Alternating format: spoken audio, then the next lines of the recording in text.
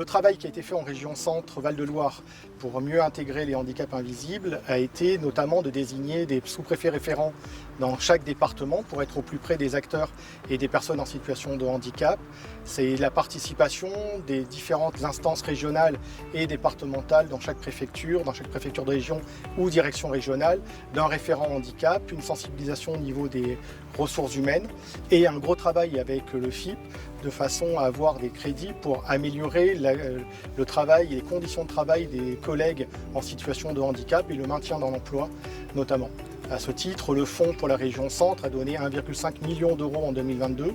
dont 1 million au travers de conventions. Et nous avons 17 conventions qui ont été signées pour la région Centre Val-de-Loire et il est à souligner que les 6 centres de gestion de la fonction publique territoriale sont conventionnés avec le FIP. Pour autant, la région Centre s'en sort mieux que le niveau national, avec un taux à 5,6% d'emploi des personnes sous conditions. Pour autant, nous sommes encore loin des seuils des 6%, qui est un minima d'accueil des personnes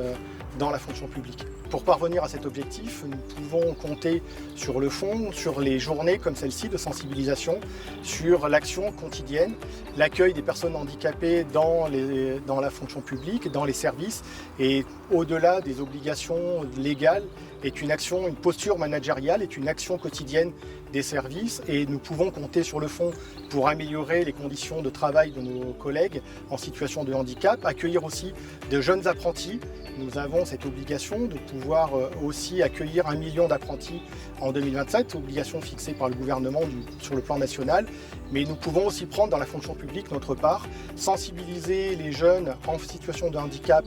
au métier de la fonction publique, mais aussi les personnes qui, au cours d'un accident de la vie, deviennent handicapées, de pouvoir les aider à rester dans leur poste, à améliorer, aménager leur poste et améliorer leurs conditions de travail.